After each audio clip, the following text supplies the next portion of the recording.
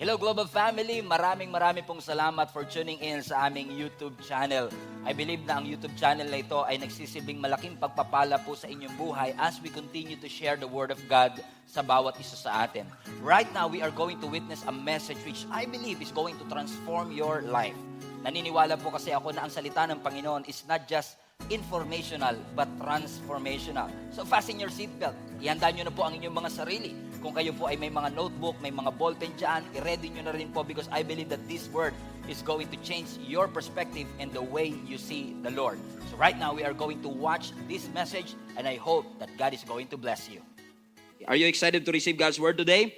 Amen. Let's open up our Bibles to Luke chapter 15 verses 1. Let's read from 11 to 19. Luke 15 verses 11 to 19. If you haven't yet shared this experience, share this video to as many loved ones as possible. Maybe copy the link, share it to them, tag them in the chat, because this is going to be very relatable, and I believe God is going to talk to us in such a powerful way. Luke 15 verse 11, Jesus continued. So we're gonna answer that question kung bakit siya nagpapatuloy in the moment. Jesus continued, there was a man who had 2 sons. The younger one said to his father, "Father, give me my share of the estate." So he divided his property between them. Not long after, the younger son got together all he had, set off for a distant country, and there in the distant country, he squandered his wealth with wild living. After he had spent everything, there was a severe famine in that whole country, and he began to be in need. So he went and hired himself out to a citizen of that country who sent him to his fields to feed figs. He longed to fill his stomach with the pods that the pigs were eating, but no one gave him anything. So when he came to his senses, he said, "How many of my father's hired servants have food to spare? And here I am, starving to death. I will set out and go back to my father and say to him, 'Father, I have sinned against heaven and against you. I am no longer worthy to be called your son. Make me like one of your hired servant.'" I will talk to you about on this message, lost and found. Lost and found. Amen? We are going to talk about one of the most famous passages in all of the Bible. In fact, kinukonsider ito na parable of the parables. Okay, it is a story kung saan ang isang master ay merong 2 anak.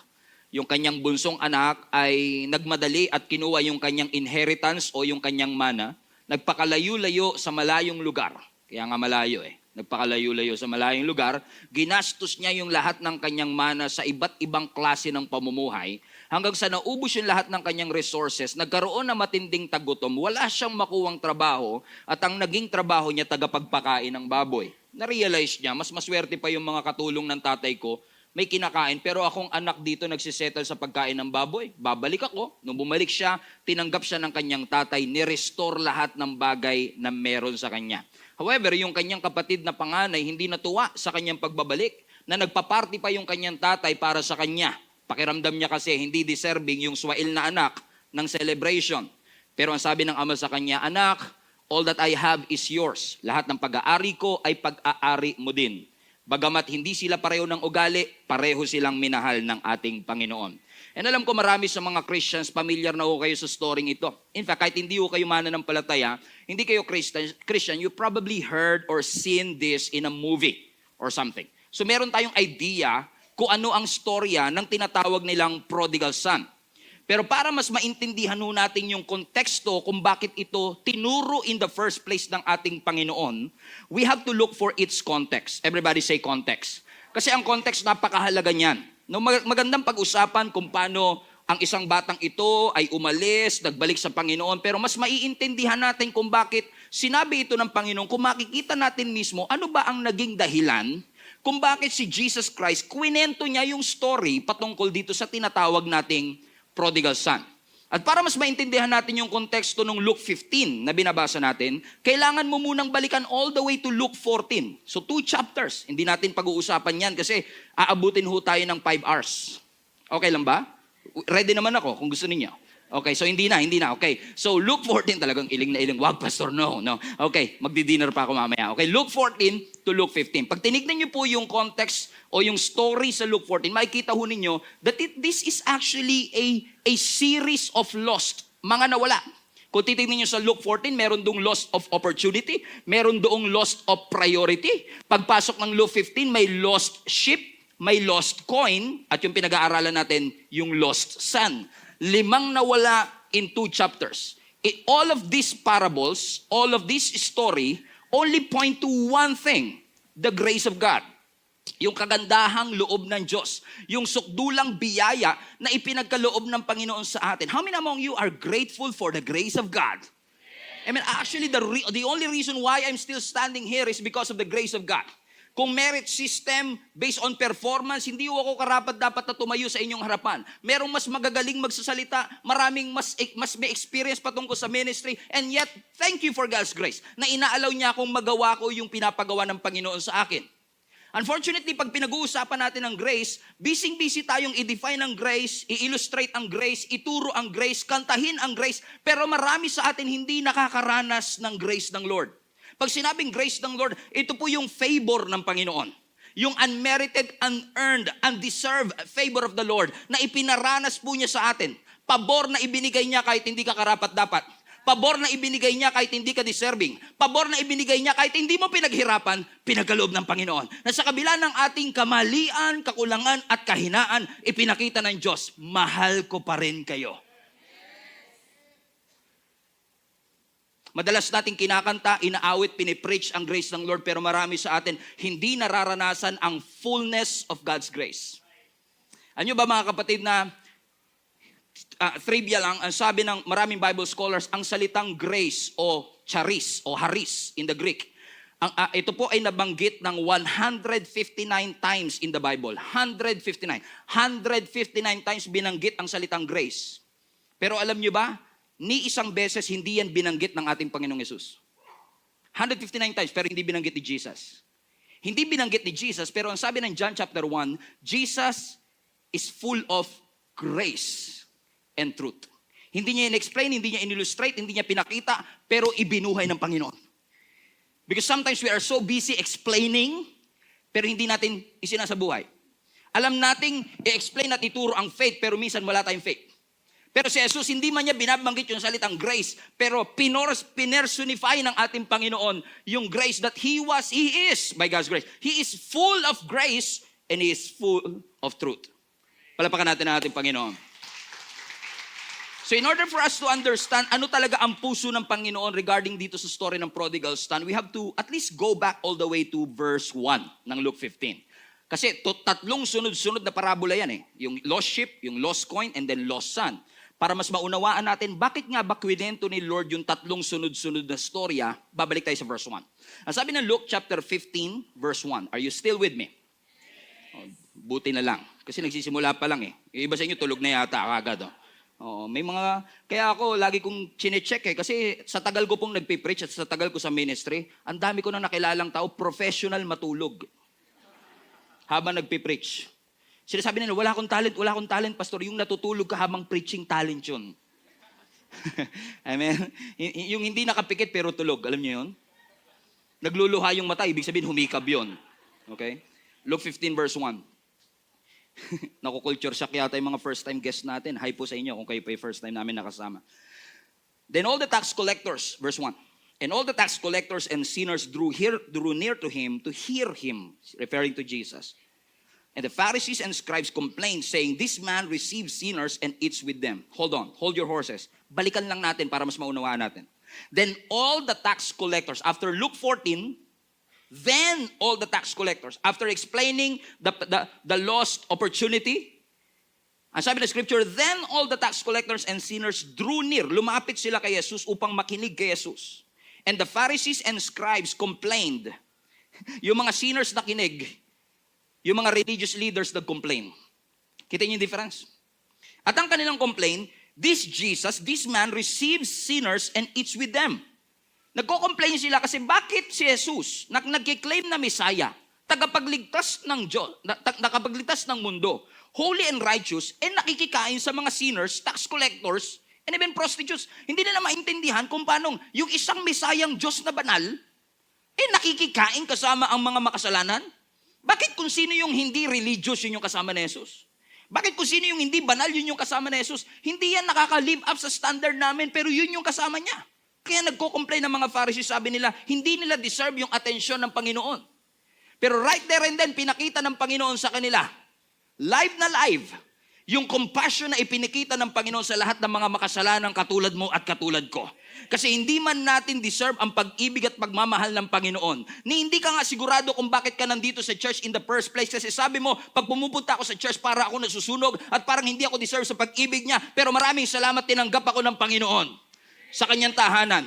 Napansin nila na si Jesus was filled with compassion na tinanggap niya ang mga taong makasalanan. Samantalang ang mga Pharisees, hindi sila deserve niyan. Because sometimes mga kapatid, the way we see people is way different from the way God sees people. Tayo kinakategorize natin ang tao, pero ang Diyos hindi siya nagkakategorize ng kahit sino. All of us are welcome in His arms. All of us are welcome to His arms. All of us are welcome to His presence. Hallelujah. Then He goes on sa preceding verse, na kwento niya yung parable of the lost sheep, kung saan may isang pastol o shepherd na merong 100 tupa, nagtupak yung isa, at imbis na magstay siya sa 99, hinabol niya yung isa, iniwan yung 99, at nung nakita niya yung isa, nilagay niya sa kanyang balikat, umuwi uli siya at nagpaparty siya sa kanyang buong barangay dahil dun sa isang natagpuan. And then sumunod na story ng Panginoon, yung parable of the lost coin, na may isang babae na may 10 coins na nawala yung isa niya. At nung nawala yung coin na ito, hinalungkat niya yung buong bahay niya, yung carpet at yung bangko niya. Binaliktad niya lahat just to find the one. At nung nakita niya yung kaisa-isang coin, pinatawag niya ang kanyang mga kapitbahay at nagpa-party siya. Napansin niyo yung progression, mga kapatid? Yung isa may 100 sheep, yung isa may 10 coins, yung isa may 1 lost son. 100, 10, and 1. Amen? Because sometimes, kapag sinasabi nating mahal tayo ng Diyos, we always look at 100. Marami naman kaming mahal ni Lord. 100 kami. Amen? Na parang pakiramdam natin, we are just one of the faces in the crowd. Hindi po. When God says He loves you, He loves you. Amen? Personally. Alam niya yung iyong baho at hininga at utot. Hallelujah. Praise God. Sorry. Amen? Pero minahal tayo ng Panginoon sa kabila ng ating mga kahinaan. Ipinakita sa 3 parables na ito, mga kapatid, ang extent na kayang gawin ng isang tao para mahanap lang yung isang bagay na kanyang pinapahalagahan. Because lost people matter to the Lord. So yung buong Luke 15 is actually a story of celebration kung saan ang mga nawala ay natagpuan. When the lost is now found. So in Luke chapter 15, binanggit ng Panginoon yung story of the prodigal son. Let's go back to verse 11. So Jesus continued, pagkatapos ng 2 parable, pagkatapos ng lost sheep and lost coin, Jesus continued, there was a man who had 2 sons. Jesus loves to tell story. He's a master storyteller. That's why everybody's drawn to him. So there was a man who had 2 sons. The younger one said to his father, "Father, give me my share of the estate." So the father divided his property between them. That's interesting. Ang sabi, meron daw isang tatay na may 2 anak. So we have 3 characters already. Tatay, panganay na anak, at bunsong anak. Klaro? Klaro. Now, yung bunsong anak daw lumapit sa kanyang tatay. Sabi niya, "Dad, hindi na ako makapag-antay na mamatay ka. Gusto ko nang kuhanin yung aking inheritance. Pwede ba?" Ang tatay naman, because of his extravagant and lavish love, dinivide niya yung kanyang pag-aari sa kanyang panganay at sa kanyang bunso. Now, this is interesting kasi yung taong ito, yung tatay na ito na hindi pinangalanan, ito ang hero ng ating story. At alam ko sa mga Bible natin nakalagay yan, story of the prodigal son. But this story is more than just about the prodigal son, the lost son. It is a story of the goodness of the father. Amen? Because the prodigal is a negative connotation sometimes. Prodigal, pariwara, rebelde. But actually, the word prodigal in the Greek is actually pwede mong gamitin in a positive way. Kasi ibig sabihin ng prodigal is extravagant, labis-labis, sobra-sobra. At kung ang prodigal son ay labis-labis sa kanyang pagre-rebelde, ang ating ama naman ay labis-labis sa kanyang pagmamahal. So meron siyang 2 anak, isang rebellious, isang religious. Isang obedient, isang happy-go-lucky. So ang sabi ng bunso, give me my share. And pardon me, for many years, ang alam ko na dahilan kung bakit niya kinuha yung kanyang mana, by the way, getting your inheritance while your parents are still alive is not just disrespectful but stupid. You know that? Alam niyo kung bakit? Kasi ang inheritance o ang mana habang tumatagal lumalaki. Amen? Pero hindi na siya makapagantay. Sabi niya, ibigay niyo na po sa akin yung lahat ng aking mana. Amen? Hindi siya makapagantay na mamatay yung kanyang tatay. Kaya ibigay. So akala ko noon, ang younger son na ito, napaka-greedy niya naman, napakasakim niya naman sa salapi. Biruin mo, hindi pa patay yung tatay niya, kinukuha niya na yung kanyang mana. Pwede, no? Pero na-realize ko, mayaman siya eh. At kung kukunin niya yung kanyang inheritance, he will not be richer than he already is. Mayaman na siya. May servant pa siya. So kung kukunin niya yung mana niya, hindi siya yayaman.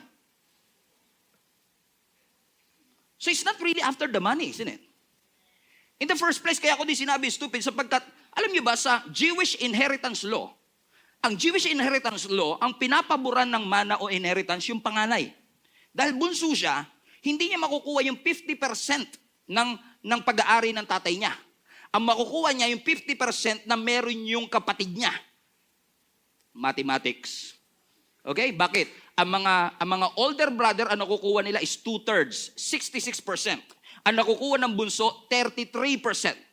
So hindi siya nakakuha ng 50, ang nakuha niya 33, which is half ng nakukuha ng kanyang kapatid na panganay. So again, why would you get it kung alam mo naman na konti lang ito in the first place? So obviously, hindi niya gusto talaga yung pera. Hindi niya gusto yung yaman. You know what I realized? What he really wants is not the money.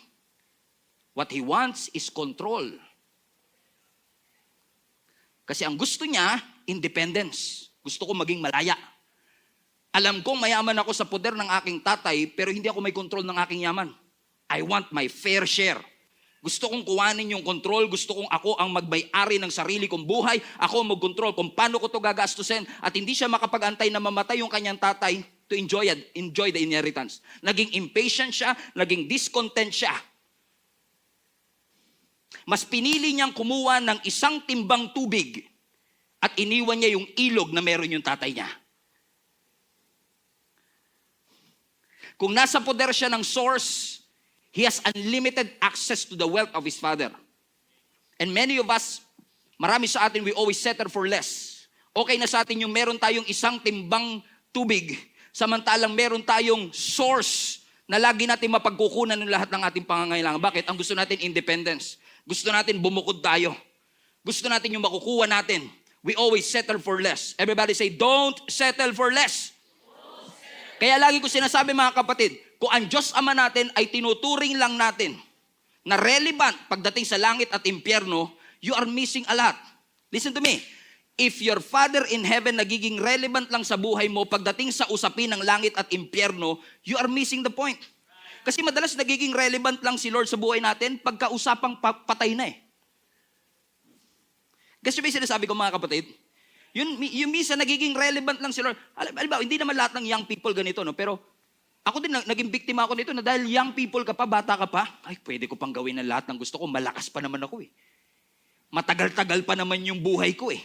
So hanggat wala ka pa dun sa kalapitan ng buhay mo sa pagkamatay, parang hindi mo pa kailangan si Lord, parang hindi pa siya relevant sa buhay mo. Na nagiging relevant na lang siya pag na-diagnose ka na ng terminal disease. Nagiging relevant na lang siya pag malapit ka ng mamatay. Doon na lang natin minsan naaalala ang Panginoon. Ay, oo nga pala, baka may second life, may afterlife. Kailangan ko tumawag sa Panginoon. At kung ganyan ang pananaw mo sa Diyos, na nagiging relevant lang siya doon sa dulo ng iyong buhay, you are missing a lot.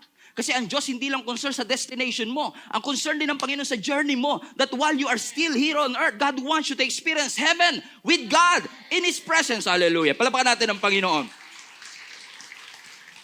So hindi natin pwede sabihin, malakas pa naman ako, talented pa naman ako. Hindi natin hawak ang ating bukas.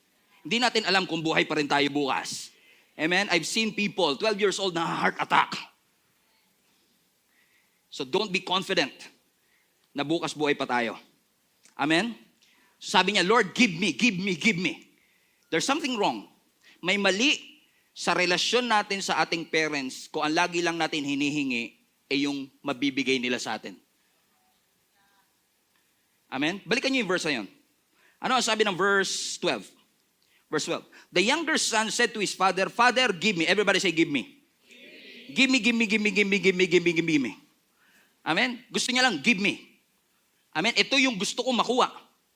Amen? Ito, Lord, bigyan mo ako nito. At walang mali, no? Na kung ikaw ay nagsisimulang Kristiyano, minsan talaga hindi maiwasan humingi tayo sa ating Panginoon. Pero gusto ko lang ipaalala sa lahat ng global family natin all across the world na ang pagiging Kristiyano is not a weekend hobby. Na ang pagiging Kristiyano is not a once a week experience with the Lord. Dapat si Lord maging relevant sa iyo hindi lang kapag Sunday. Hindi lang kapag malapit ka ng mamatay. Kundi ang Diyos relevant sa iyo every single day of your life. Kasi may mali sa relasyon kapag ang lagi mo lang gusto yung mabibigay ng ibang tao sa iyo. Kasi kung ganyan ang ating pananaw sa ating Ama at sa ating Diyos, para niyang sinasabi sa tatay niya, Daddy, I want your inheritance, I want the blessing, but I don't want your presence. Klaro? Kasi may balak siyang lumayas eh. Ang gusto ko lang yung mana. Gusto ko lang yung blessing. Sounds familiar? Amen? Na may hindi kayo ito, taga-ibang church to kasi kayo perfecto kayo, hindi kayo nagkakamali, hindi kayo nagkukulang, okay? May mga kilala tayo, di ba? Kilala nyo lang, hindi kayo to. Hindi katabi nyo. Okay? Walang kinalaman to sa inyo. Hindi kayo to. Okay? Perfecto kayo. May mga kilala kasi tayo, mga kapatid, They want to settle for less. Amen? Kailangan lang nila ang Panginoon pag may kailangan sila. Gusto nila yung blessing, ayaw nila yung blesser. Gusto nila yung gift, ayaw nila yung gift giver. Gusto nila ng healing, ayaw nila ng healer. Gusto nila ng provision, ayaw nila ng provider. Gusto ko yung blessing mo, Lord, pero ayoko ng presensya mo. I want the blessing and not your presence. Ginagawa nating sanctified SM si Lord. We got it all for you. Parang, Lord, sige, pengi po. You got it all, di ba? You got it all. Meron ka lahat, meron ka lahat. Sabi ng Lord, hindi ako sanctified SM. Panginoon ako, hindi pengi noon. Kapag si Lord kasi, tinanggal mo sa pagiging Panginoon at ginawa mong pengi noon, may problema talaga dyan. Amen? Because there is something wrong with the relationship. Kung ang lagi lang nating objective, kung ano makukuha ko sa Panginoon, give me, give me, give me, give me. But God is so extraordinary in His love na hindi niya question yung desire ng kanyang anak, hinati niya yung mana. Fair share. 66% sa panganay, 33% sa anak. Verse 13. Not long after that, the younger son got together all he had. Everybody say, got together. Bear that in mind. Okay, not long after, the younger son got together all he had and set off to a distant country. And on that distant foreign land, he squandered his wealth in wild living. And after he had spent everything, there was a severe famine in that whole country and he began to be in need. A lot of truths in these two verses. Una, ang sabi doon, pagkakuha niya ng kanyang mana, not long after that. Notice that? Not long after that. So pagkakuha niya ng kanyang mana, hindi agad siya umalis. Anong ginawa niya? He got together all that he had. Kasi yung inheritance na nakukuha nila, hindi lang yung pera. May nakukuha silang inheritance na agriculture. Meron silang nakukuhang inheritance na lupa, livestock, poultry. So binenta muna nila. Actually, that is the Greek word there is synago. Nang ibig sabihin to encash. Got together, ipunin lahat. Kaya nga doon natin kinuha yung synagogue. Synagogue. Ay, hindi nyo alam, okay? Synagogue is a modern day church. Na si Jesus pumupunta ng synagogue because doon nag-gather ang mga tao. So that's what happened. Pagkakuha niya ng kanyang mana, hindi kagad siya umalis. Siniguro niya munang i-encash ang lahat. Doon muna siya nakikikain. What a loving father, isn't it? Kinuha mo na yung mana mo pero nakikikain ka pa. I mean, he got everything. He made sure. And I believe, madalian yan. Kaya yung pagbebenta niya ng lulupa, madalian. Lahat, mabilisan. Yung pagbebenta niya ng livestock, mabilisan. He settled for less. Gusto niya lang makaalis. Saan daw siya pupunta? To a distant country. Malayong bansa. Amen? Naalala ko dito si Jonah. Nung sumuway siya sa Panginoon, pumunta siya ng Tarshish, pinapapunta siya ng Nineveh.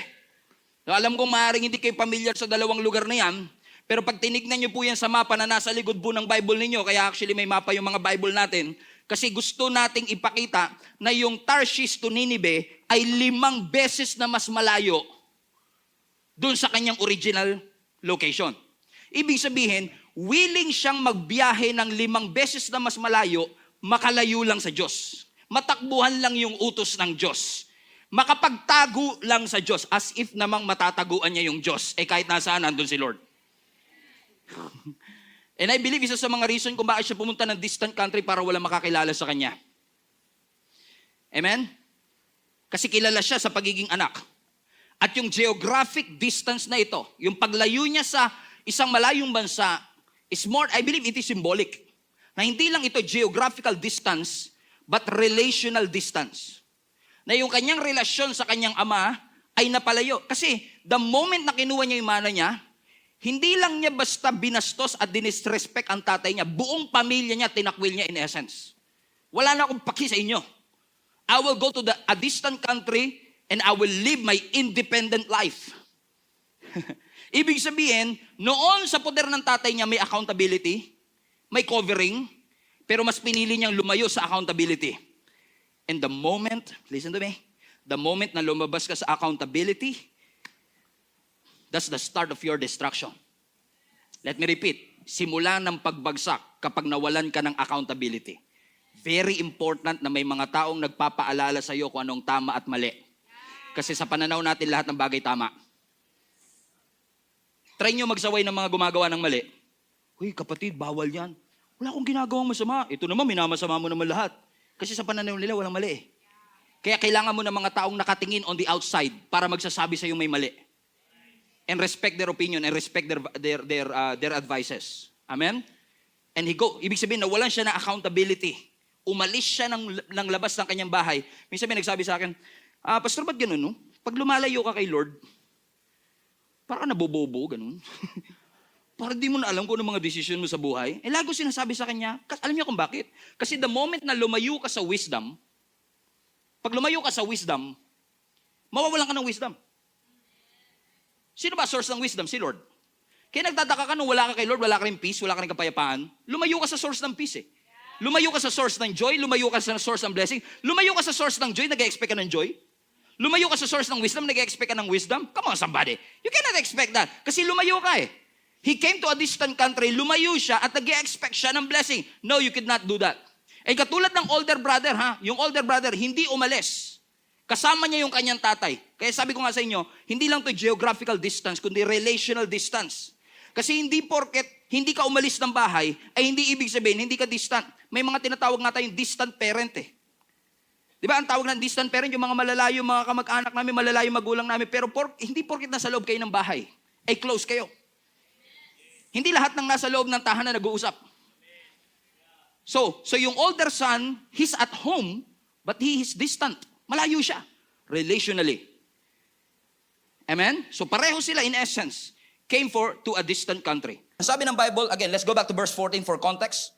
Pagkatapos niyang gastusin yung lahat ng kanyang mana, saan daw? Winaste niya, sinayang niya sa wild living. Everybody say wild. Hindi natin alam kung yung definition ng wild para katabi mo. Amen? Pwedeng ginastos siya sa pagsusugal, pag-iinom. Di natin alam. Sa bisyo, di natin alam. Pero sabi ng scripture, siguro akala niya lagi siyang mayaman. Akala niya siguro lagi merong resources. Kaya nung ginastos niya ang lahat, nagkaroon ng matinding taggutom doon sa country na kanyang kinabibilangan and he began to be in need. Na-realize ko siguro na dahil siya ay nasa foreign country, nagkaroon ng matinding taggutom. So let's say, nagkaroon ng pandemic. Okay? Wala siya mapuntahan na trabaho. So verse 15, so sabi ng next verse, verse 15, so dahil wala siyang, nangailangan na siya, nag-apply siya ngayon ng trabaho. Sa verse 15, so he went and hired himself out to a citizen of that country who sent him to his fields to feed pigs. So ginawa niya, dahil nagkaroon ng famine at tagutom, let me just tell you this. Naniniwala ako na ang lalaking ito ay hindi lang mayaman, but also educated. Right? Kasi ang mga rich people, they have the privilege of being educated.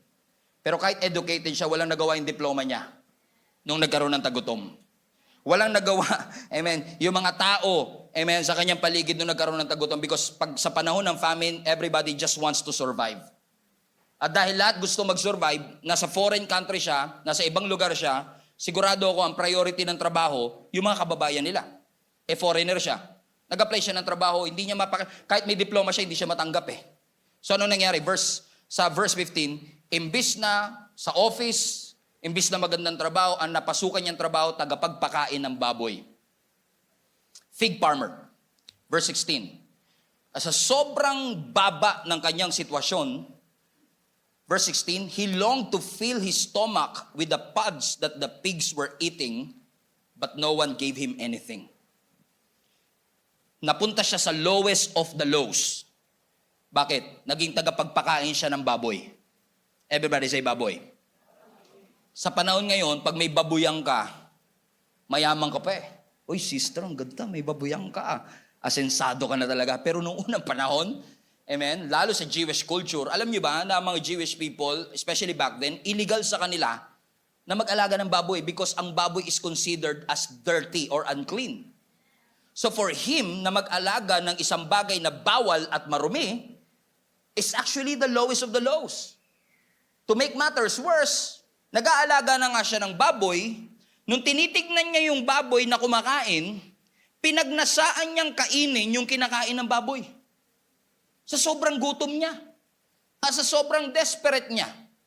Pasensya na ako kayo sa illustration ko. Pero sino sa inyo mga kapatid, kung gutom na kayo, pero may kaning baboy, kakainin niyo? Taas kamay. Halimbawa, isang araw na kayong hindi kumakain, pero may kaning baboy. Sige, okay na to. Game na to. Sino? Taas kamay. One day naman eh. One day na eh. Pero may one day ka na hindi kumakain eh.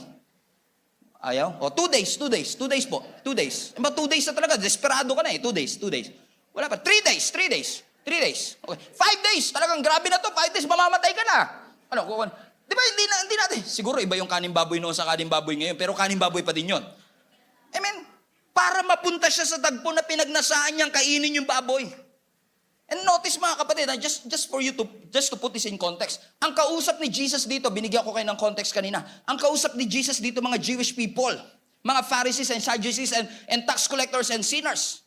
And I can assume habang si Jesus ay nagkukwento sa kanila, lahat sila talagang nakatutok sila sa Panginoon. Ang sabi ng Lord, may isang lalaki na kinuha niya yung kanyang yaman, naglaya siya at iniwan niya ang kanyang tatay. Sabi siguro ng mga Pharisees, nakita niyo yan ha? Mga sinners ha? Kayo yan, yung sinasabi ni Jesus. Okay yan Lord, sige tuloy niyo yan, maganda yan. Okay, tuloy niyo yan. O pakinggan niyo mabuti ha? Kayo yung sinasabi ni Jesus na yan ha? Nararanasan niyo ba minsan yun? Habang nagpipreach ako, kinakalabit kayo ng katabi niyo. Uy, ikaw yan ha? Sinasabi ni Pastor ha? Ikaw yan ha? O parang Pharisees. Lalo pag anak niyo yung katabi niyo, asawa niyo yung katabi niyo. Oh, narinig ba yung sinabi ni Pastor ha? Gawin mo yan. Okay? Pero, nung pumunta na si Jesus dun sa tagpo, sinabi niya, nangailangan ng taong ito at pinagnasaan niyang kainin yung pagkain ng kanin baboy. Nag-alaga siya ng baboy. Siguro naririnig ko sa kanila na, wow, gross. Iyo, kadiri. Because for them, ang baboy ay unclean. Alam ko, ginagawa niyo siyang pork chop. Ginagawa niyo siyang crispy pata. Pero sa kanilang culture is way different. Hanggang ngayon, sa Middle East, bawal ang baboy.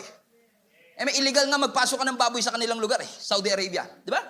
Kahit pumunta ka sa Qatar, napunta kami sa Qatar, bawal talaga. Kahit yung chicharon lang, ginawa mo ng chicharon, hindi po yan baboy. Chicharon yan, baboy, nakalagay oh. Kaya ginagawa ng mga Pilipino, pinapalitan nila yung label, chicharong manok. Pero baboy yun. Kasi nga bawal eh. Makukulong talaga sila. Kasi bawal mag-raise ng baboy, especially in the Middle East. So, for Jesus to tell that story, ang sabi ng mga tao, wow, nakakadiri. Pero, yung nakakadiri, yun yung kanya napuntahan. He became a pig farmer. Just want to tell you this mga kapatid. Ang resulta ng kasalanan lagi nakakadiri. It's always not pretty. Amen? Kasi kung titignan nyo yung story, anak siya, mayaman siya, servant siya, pero at this point, habang tinitignan niya yung pagkain ng baboy, para mas okay pa yung lagay ng baboy kaysa sa kanya. Kasi at least yung baboy kumakain, pero siya hindi. Pinagnasaan niya. Sabi, he longed to fill his stomach with pig's food. Gusto niya. Sabi niya, sige na. Wala na nga kinakain. Share tayo. Pero ano sabi ng Bible? No one gave him anything. Kahit baboy, pinagdamot sa kanya eh. He longed to fill his stomach with food. Because listen to me, there are some things that will fill you. But only God can fulfill you. Always remember that. Pero ang sabi, pero nung ginusto niya, no one gave him anything. Asa na mga kaibigan niya? Wala na. He found no mercy at all. Habang nakaupo siya doon, gutom na ako. Gusto ko na kumain. Kahit itong pagkain ng baboy, pwede na rin. And then verse 17, something happened. Verse 17. Ang sabi ng verse 17, when he came to his senses. Sa Tagalog, nung natauhan siya, sabi niya sa sarili niya, aba, yung mga katulong ng tatay ko, may kinakain sobra-sobra pa. Pero akong anak dito, gusto kong kainin yung pagkain ng baboy. Na-realize niya na kung wala siya sa poder ng kanyang tatay, walang pag-asa ang kanyang buhay. So noong una tinitignan niya, buti pa yung baboy. Mas maganda pa lagay ng baboy kaysa sa kanya. Ngayon naman na-realize niya, mas maganda pa yung lagay ng mga servants kumpara sa kanya. Bakit? Nakalimutan niya na kung sino siya Kasi minsan pag nakuha mo yung blessing, nakakalimutan mo kung sino ka Sometimes the blessing, minsan may side effect ang blessing, amnesia. Alam niyo, every Sunday, lagi may lumalapit sa akin, Pastor, pag-pray mo naman ako, napagpalain ako, magkaroon ako ng trabaho, magkaroon kami ng branch ng negosyo. Sige, ako naman, pray. Pero na-realize ko, pagka pinagpipray ko, tapos nagkaroon ng negosyo, nagkaroon ng trabaho, nawawala sa church, nakakalimot kay Lord. Sabi ko, parang may problema yata, kasi pag nakakakuha ng blessing, nagkakaroon ng amnesia. Kaya pag may nagpapapray, pagpipray ko pa kaya ito? biro. Siyempre, pinagpipray na. Pero yun talaga epekto minsan, di ba? Pag pinagpapala, nakakalimot. Sabi mo sa katabi mo, para ikaw topic ngayon. Okay? Ikaw topic talaga. Naalala ko, nung pinagpipray mo yung trabaho mo, lumuluod ka pa kay Lord. Sige na, Lord. Sabi na Lord, okay, ito na ang trabaho. Sabi na Lord, sige, ating ka na ng Sunday. Lord, sorry, busy lang talaga. Marami lang talagang blessing na binibigay mo. Para kang ketongin. Hindi bumalik at nagpasalamat sa Panginoon. Nasaan? Umuwi ng bahay, in-enjoy yung blessing, nakalimutan yung gift giver.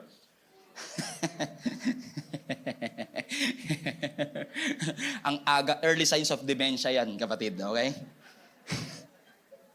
Pero, when he lost everything, nung marami siya, nakalimutan niya yung kanyang sarili.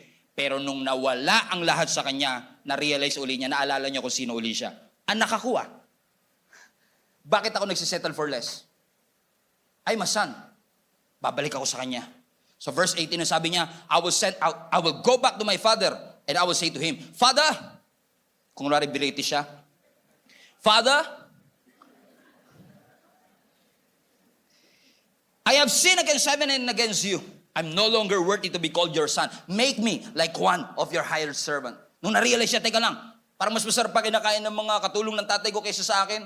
Buti pa yung baboy may kinakain. Natauhan siya Pag walang-wala ka kasi talaga, matatauhan ka Sino sa inyo mga kapatid, totohanan lang, huwag na kayo magtaas ng kamay. Kaya lang kayo bumalik kay Lord nung walang-wala kayo. True, di ba? Hindi natin ninusgan. Lahat tayo, pumunta tayo sa stage na yun Na nung marami tayo, nakakalimutan natin siya, pero pag na-hit mo yung rock bottom, naaalala mo yung rock. Si Jesus. Tsaka mo lang siya naaalala Hindi kayo ito, Tagaybang Church to Tsaka lang natin naaalala sabi niya, nung natauhan siya, teka lang, ba't ako nagsisettle for less? Anak ako, meron akong access sa lahat ng blessing na binibigay ng ama ko. Teka, babalik ako sa kanya. So nag-start siya ng speech, siguro pumuha siya ng computer table. Okay, naglatag siya, pumuha siya ng office table. Okay, ano kaya sasabihin ko sa tatay ko pagbalik? Okay, Dear Papa, mali, pangit ang cornish. Okay, Dear Daddy, you've been so, pa-English pa, nagpapasiyan, paano na nga, English pa, Tagalog na lang. The Master, ito maganda to. Master, you have been so good to your servants and, mali. Sabi niya, okay, ganito na. Okay. Mas maganda yata, mas sincere. Okay, Father, I have sinned against heaven and in you. I'm no longer worthy to be called your son. Good. Make me like your hired servant. Ang ganda ng stage, tatlo. Father, I have sinned against heaven and on you. I'm no longer worthy to be called your son. Make me like one of your hired servants. Make me, underline. Make me like one of your hired servants. Napansin niyo mga kapatid? Na minsan kapag pumunta ka sa rock bottom, nadidisciple ka. O pansin niyo, nadidisciple Tignan niyo, napansin niyo ba yon? Nung humihingi pa lang siya ng mana niya, sabi niya, give me. Nung nasa rock bottom na siya, sabi niya, make me. Make me. Kasi noon, ang gusto niya lang yung makukuha niya sa tatay niya. Pero nung nasa rock bottom na siya, sabi niya, Lord, bahala ka na. Tatay, bahala ka na. Just make me whatever you want me to do. So there's been a shift between give me to make me. Kasi when you are at the rock bottom, talaga marirealize mo, masasabi mo sa Panginoon, Lord, sa tagpong ito ng buhay ko, hindi ko na kailangan ng bagong sasakyan. Hindi na kailangan ko ng bagong bahay, hindi na promotion. Just make me something. Just make something out of my life. Masaya na po ako. Malakad ko lang yung purpose ng Diyos sa aking buhay. Gamitin mo lang ako, Panginoon, okay na po ako. And make me who you want me to be. Make me a living testimony of your goodness and your faithfulness. Make me a servant. Make me a better wife, a better husband. Make me a better person. Make me a better employee. Make me a better employer. Make me better, Lord. Just make me. Just make something out of my life. He's grown. Lumago siya eh. Nag-mature siya. Na-realize niya that the relationship with his father is not just about what I can take from you, but now what I can give to you. But unfortunately, hindi niya sinabing, make me a better son, make me a better husband. Sabi niya, make me like one of your hired servant. So sinasabi niya, di bali nang ma-demote ako, basta lang magkaroon ako ng access sa pagkain. Now, I'm just giving you a perspective here. Because for many years, we've thought na ang dahilan kung bakit siya bumalik sa tatay niya, mahal na mahal niya yung tatay niya. But read the Bible again. Bakit siya natauhan in the first place? Dahil ba sa pagmamahal niya sa tatay niya o sa gutom niya? Kaya minsan okay din nagugutom, no? Sabi mo sa katabi mo, gutom ka na? O magandang reminder yan. Naaalala mo si Lord pag gutom ka. Hallelujah! Amen? Pero mo, imbis na nung nandun siya sa pig pen, imbis na daddy na sa isip niya, belly na sa isip niya. Gutom siya eh. Gusto niyang bumalik. Kaya sabi niya, just make me one of your hired servants. Di ba aling ma-promote ako from sonship to servant? Ang importante, magkaroon nila ako ng access dun sa pagkain na ibinibigay ng aking ama. Willing ako mag-settle for less. Kasi matindi naman ang ginawa ko eh. So okay lang, i-demote na ako kahit hindi na ako tawaging anak. Nilimitahan niya yung sarili niya based on his past. And boy, how many of us are doing the same thing? Na nililimit natin ang calling at purpose ng Panginoon sa atin just because of what you did in the past. Hindi na ako karapat dapat mag-worship lead because of what I've done. Hindi na ako karapat dapat maglingkod because of what I have done. You are limiting yourself of what God can do to you based on the past things that you did. Hindi tama ang ginawa natin. Pero hindi ibig sabihin nagkamali tayo ay natapos na rin ang pagtawag ng Panginoon sa atin. Ang purpose ng Lord nagpapatuloy sa atin. Yung nga lang, inaalaw natin yung ibang tao na sila ang magdikta at magdagdag ng storya na hindi naman talaga storya na pinapaniwalaan natin. Kaya ang baba ng confidence natin. Tingnan nyo sa verse 30. Because for many years, I thought, di ba sabi ng scripture, wild? Everybody say wild. Ba't kaya wild? Ano tumatakbo sa isip nyo pag sinabing wild? Siguro, nagpakalasing siya o grabe siguro, he's drinking himself to death. Naubos lahat ng kayamanan niya. Come on, sagot naman kayo. Amen? Siguro prostitutes, babae, yung mga ganyan. Pero hindi dinefine ng Bible, sabi lang, wild living. Hindi sinabi sa atin. And for many years, lagi ko sinasabi every time ako nagpipreach, inubos niya yan sa sugal, sa pag-iinom, sa mga babae, sa mga prostitute. Probably. But we don't really know what happened.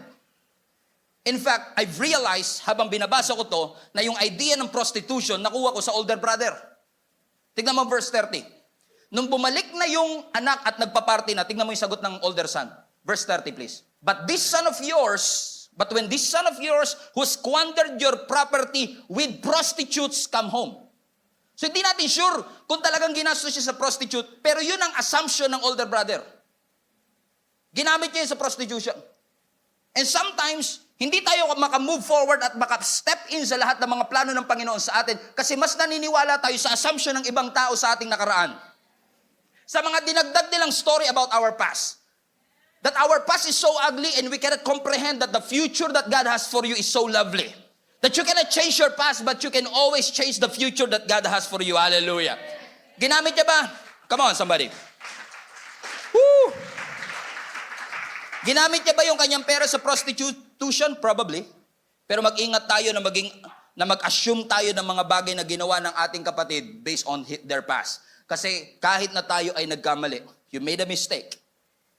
But you are not a mistake. You failed, but you are not a failure. Kaya nga yung older brother, dahil sa assumption niya, prostitution yan eh.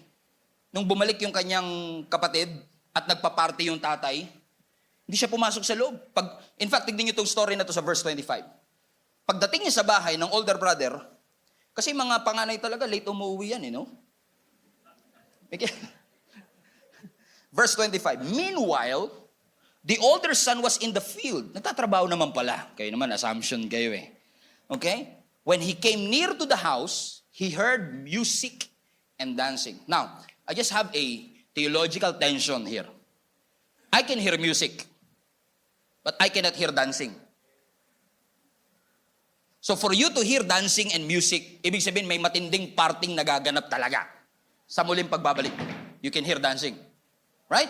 So nung narinig ito ng older brother, ng panganay, verse 26, tinawag niya yung servant niya. Sabi niya, ano meron dyan? Verse 27, kasi boss, yung kapatid nyo, bumalik na po. And by the way, yung inaalagaan nating, yung baka, yung inaalagaan natin, pinatay na rin po. Ano pinatay? Once a year lang natin. Hindi, pinatay na po. Kasi nakabalik daw po yung kapatid ninyo. Di nag-init niya yung galit niya.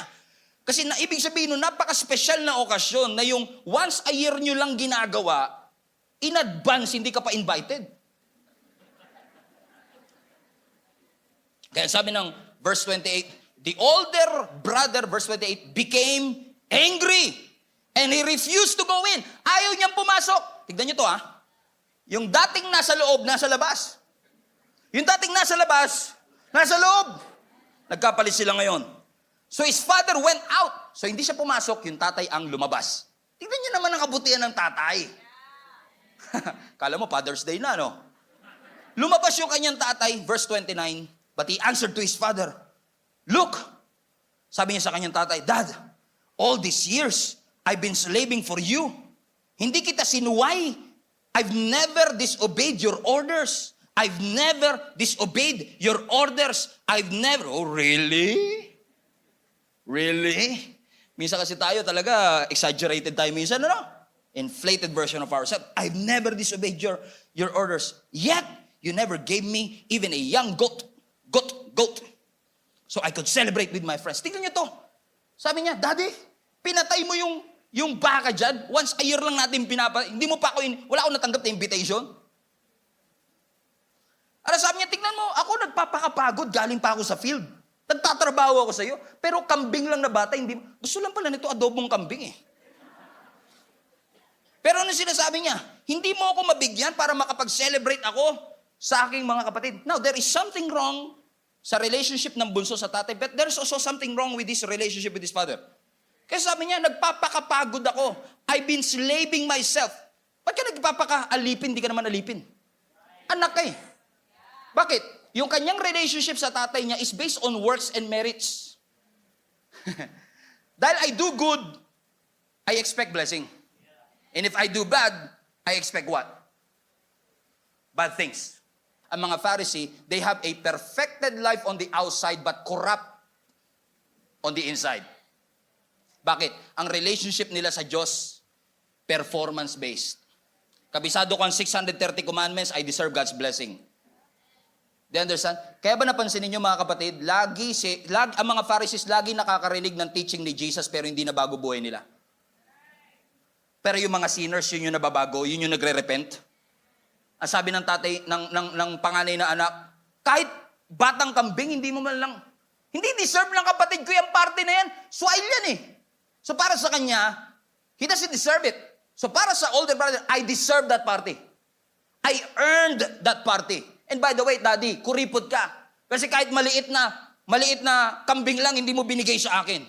So instead na i-celebrate niya yung repentance ng kapatid niya, ang gusto niyang gawin, yung tatay mag-focus sa performance. Amen. Masyado siyang focus sa justice na nakalimutan niya, amen, you have been doing these things to your father, but hey, your older brother is back. Nagrepent siya sa kanyang pagkakasala. And sometimes we're so focused on performance than repentance. Hallelujah. Buti na lang wala ako doon. Kung alam mo, kung Superboy, sa Superbook, bigla ka lumalabas doon. Alam mo, sasabihin ko talaga doon sa older brother, why are you trying to earn the very thing that your father is freely giving to you? Ba't mo ina-earn yung bagay na pwede mo namang kunin in the first place? Sino sa inyo may rep? Taas kamay lahat na may rep. Taas kamay. Okay, blessing. Sa lahat ng mga nanay na may rep, at yung anak po ninyo ay mahigit sa 2. O at least, hindi lang isa anak nyo, 2, at least 2 anak nyo. Sa bahay po ba ninyo, yung rep ninyo, ang pwede lang magbukas yung mga mababait na anak? Lahat pwede, no? Kahit hindi nagpaalam nung nag-field trip? Okay, kahit na sinabi project daw, pero Dota talaga? Pwede? Pwede? Amen? May access sila sa refrigerator, not because of what they did. Hindi sa performance. May access sila kasi anak sila. Yung kapitbahay walang access sa rep mo. Kahit pinakamabait na kapitbahay pa yung sa buong mundo, wala silang access. Bakit? Walang relationship. And every time na titignan mo ang Diyos na performance-oriented God, every time na pupunta ka sa church, lagi mo sinasabi, Lord, nagsimba ako ngayon.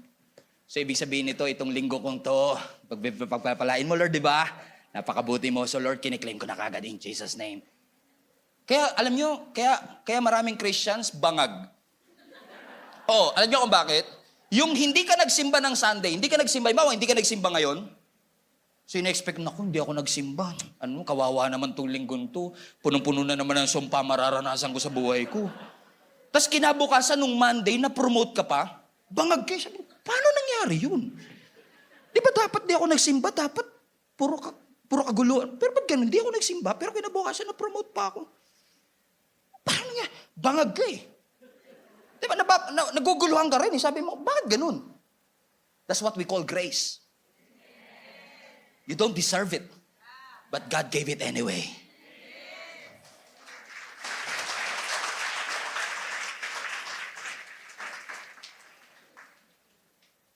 Nagnakaw ka na nga ng noodles sa 7-Eleven. Sa dami-dami naman ng nanakawin mo, sinakripisyo mo yung reputasyon mo dahil sa noodles. Jampong naman, pastor. Pag nagnakaw ka ng noodles sa convenience store at nakita ka ng guard, ano yan? Buntis lang po ako, sir. Hindi, ano yung tinatago mo pag nilabas mo? Sorry po, nagnakaw po ako. Tagang gutom na gutom lang po talaga ako eh.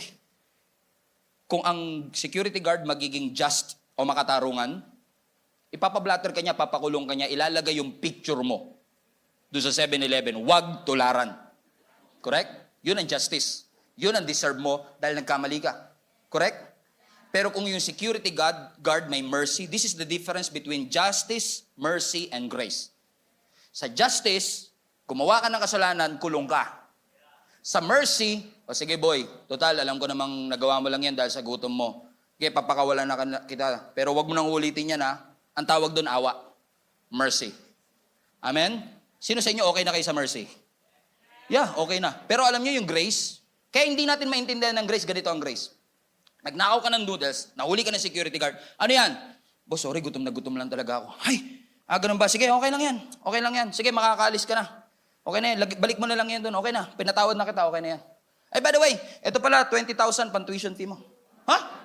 Sir, bakit? Hindi, okay lang to. Okay lang yan. Pinapamigay talaga namin yun sa mga nagnanakaw dito. O, sige, sana.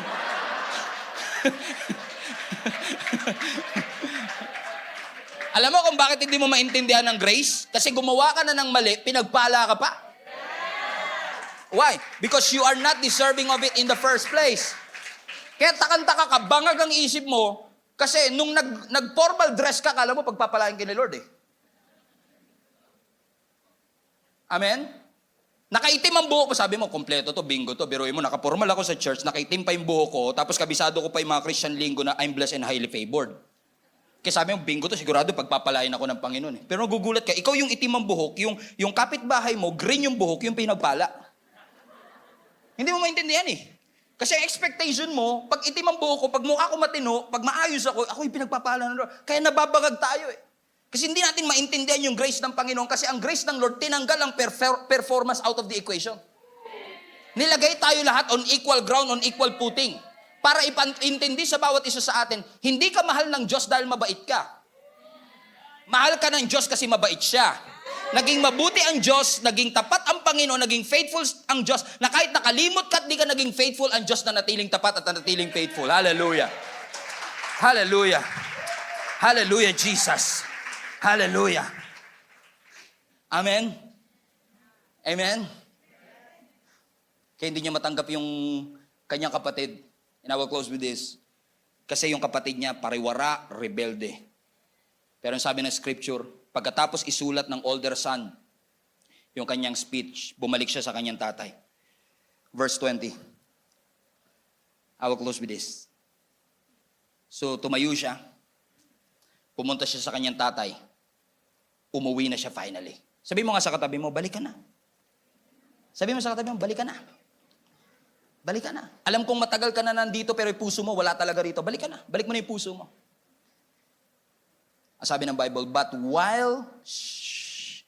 while he was still a long way off, his father saw him. And he was filled with compassion. The father saw him. Sabi ng scripture, nung bumabalik na yung anak, malayo pa lang siya. Nakita na siya ng kanyang tatay. The father saw him. Now listen, hindi alam ng tatay kung kailan yung anak niya babalik. Yung anak, alam niya kung kailan siya babalik. Pero siya hindi siya aware kung kailan babalik yung kanyang anak. Pero imbis na yung anak ang unang makakita sa kanya, yung tatay ang unang nakakita sa kanya. Alam niyo kung bakit? Kasi kahit nung lumayo ka, God is always looking out for you.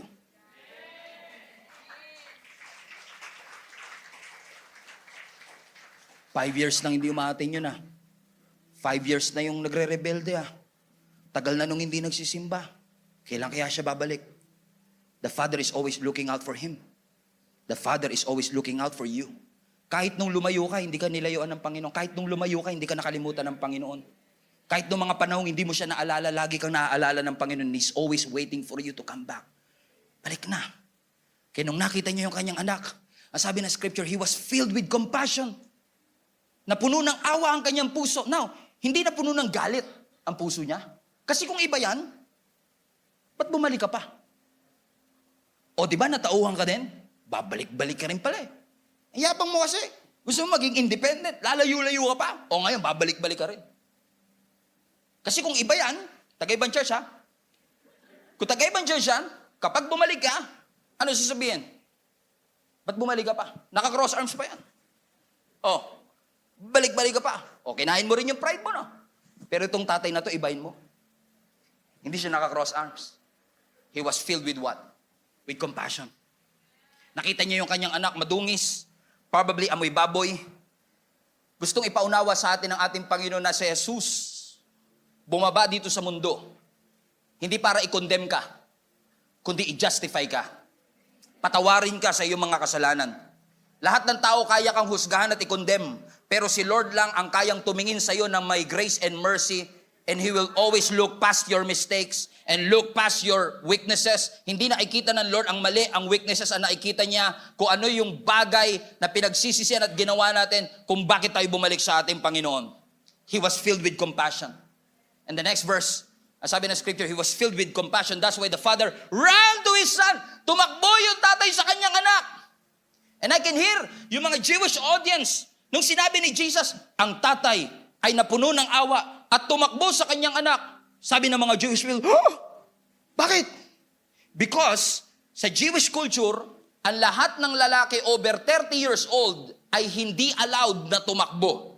Undignified ang lahat ng taong tumatakbo at the age of 30. Dahil sa suot nila, para sila makatakbo, kailangan nila itaas yung kanilang suot. Nare-reveal yung kanilang underwear. Right? So hindi sila talaga pwedeng tumakbo. Supposedly, ang tatakbo yung bata palapit sa ama. Supposedly, ikaw dapat ang tatakbo palapit sa Diyos. Pero ang Diyos mismo ang tumakbo palapit sa iyo. Ano, para sampalin ka? Para pagalitan ka? No. He hugged him. Niyakap niya ang kanyang anak at kanyang hinalikan. And by the way, the word kiss is a lame term. In the Greek, ang ibig sabihin ng hinalikan is continuous, repeated kissing. Mwah! Mwah! Mwah! Mwah! Mwah! Mwah! Anak, I miss you. What happened to you? Naamoy baboy ka, pero okay lang. Huh? What happened to you? Because the father saw his son and he was filled with compassion. Tignan nyo, hindi pa nagsasalita yung anak. Malay ba natin, kung bumalik yung anak, sasabihin niya, Dad, kulang na akong pera, pegi uli. Right? Pero hindi niya inantay.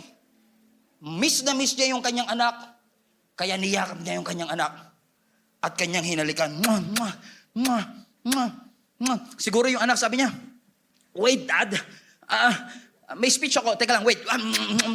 Father, I have sinned against, wait lang na, I've sinned against heaven and on you, I'm no longer worthy to be called your son. Sabi niya, wait, bring out the best robe on him. Put a ring on his finger. Look at this verse. In verse 21.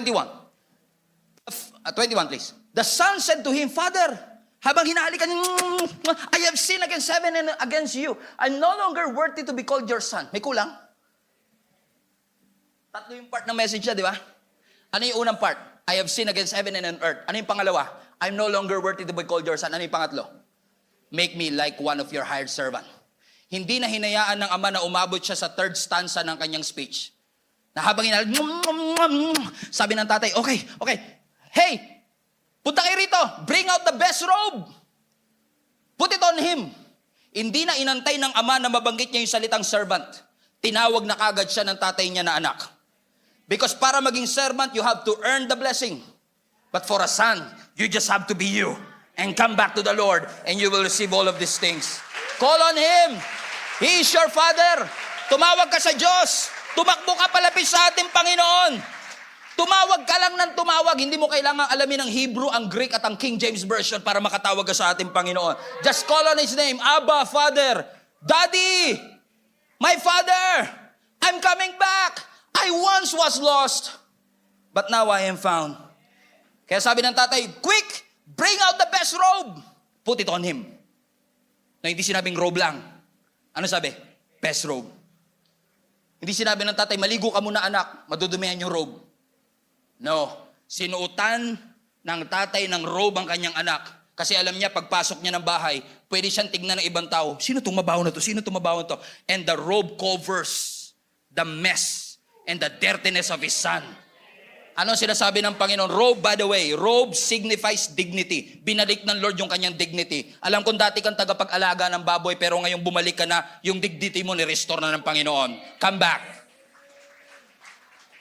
Bring out the best robe, put it on him. Put a ring on his finger. Ring signifies acceptance and access.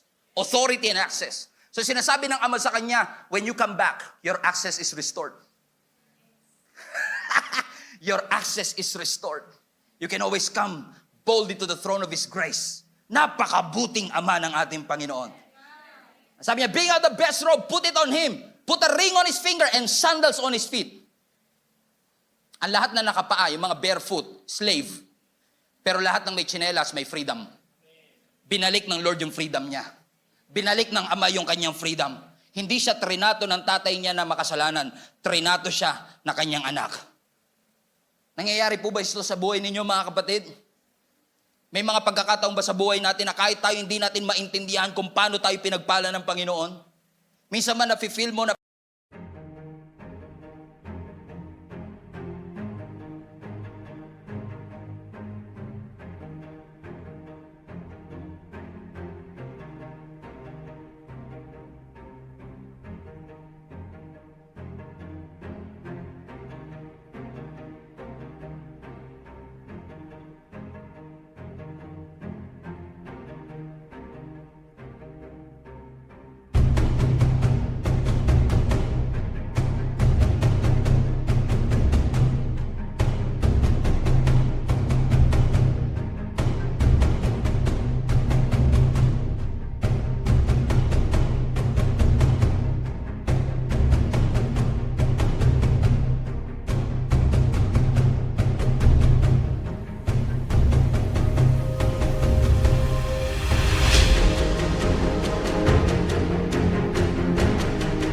parang hindi mo deserve yung feast na hinanda ng Lord, yung celebration na hinanda sa iyo ng Panginoon. May mga blessings ka bang nakukuha sa buhay mo na alam mong hindi mo na-earn? Mga breakthrough pinaranas sa iyo ng Lord na alam mo na hindi mo pinagtrabahuan? Every time mararanasan mo na hindi mo deserve ang lahat ng mga pagpapalang ito at inirestore ng Lord ang lahat ng access sa iyong buhay, this has to be God. This has to be God's grace. Because the grace of God is the unmerited, unearned, undeserved favor of the Lord na ibinigay niya sa lahat ng kanyang mga anak. That when you come back into His presence, your access to the Father and your relationship to the Lord is now restored. Hallelujah! Hallelujah! Hallelujah! Hallelujah! Hallelujah! Totoo nga! Ang biyaya ng Diyos, sukdulan, grabe, hindi maipaliwanag. Hello Global Family, you made it this far. Once again, marami pong salamat for tuning in and I pray na yung salita pong ating napakinggan ay makapagbigay po ng conviction at malalim na revelation sa inyong puso upang mai-apply po natin sa ating buhay so that transformation will happen in our life. If this ministry have been a blessing into your life, I want to encourage you to share this video to some people that you know na maaaring nangangailangan din katulad mo ng mensaheng ito.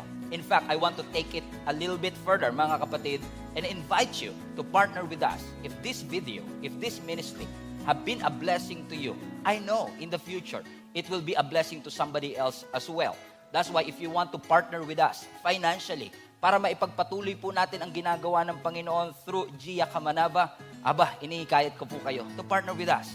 Pumunta lang po kayo sa aming website, gia7b.com/give. At lahat po ng mga ways that you can support, ways that you could give para po sa ministering ito ay makikita po ninyo doon. You can give through GCash, debit card, credit card, bank remittances, at maging mga bank transfer. So, ano pang inaantay ninyo? Support the ministry mga kapatid para mas marami pa tayong maabot at mapuno po talaga natin ang langit. In fact, I want to take this opportunity as well. If you have been watching the video for quite some time, wala po kayong church na kinakabilangan and you want to deepen your relationship with the Lord, I want to encourage you to join our link-up groups. Ginagawa po namin yan in person or online.